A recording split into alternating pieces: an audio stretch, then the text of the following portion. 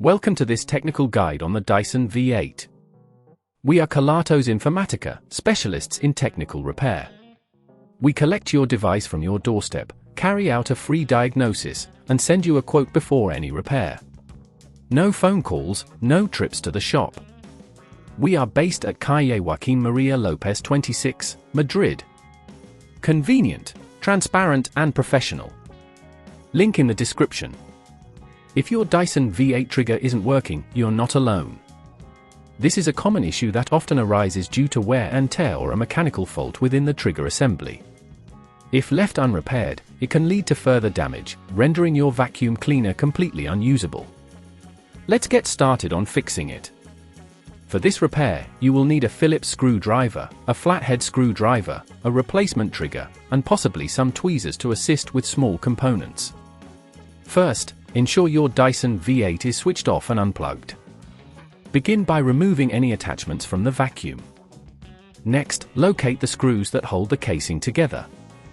Using your Phillips screwdriver, carefully unscrew the casing, taking care to keep the screws in a safe place.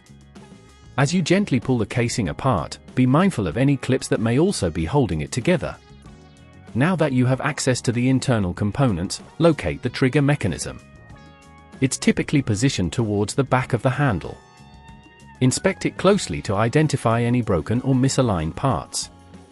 Once you've pinpointed the faulty trigger, gently pry it away from its housing using your flathead screwdriver. Be careful not to apply too much force, as there are delicate wires connected nearby. If at this point you feel it's getting too tricky, remember that at Kelatos we collect your device from your door and return it fully repaired. After removing the faulty trigger, take your replacement trigger and carefully position it into place. Ensure it's seated correctly and aligned with any clips. Once it's in position, reassemble the casing by reversing the process you followed to open it. Secure the screws tightly but avoid over-tightening, as this could damage the casing. Finally, reconnect any cables if they were disconnected during the process. Before sealing everything up, give the trigger a test. Ensure it moves freely and engages properly. If everything is working as expected, close the casing firmly and reinsert the screws. To prevent this issue from arising again, regularly check and clean your Dyson V8, ensuring that dust and debris don't build up around the trigger area. Additionally, handle your vacuum with care to reduce wear on the components. If you'd rather not risk damaging your device, at Kelatos we collect, repair and deliver back to your door anywhere in the UK. Link in the description.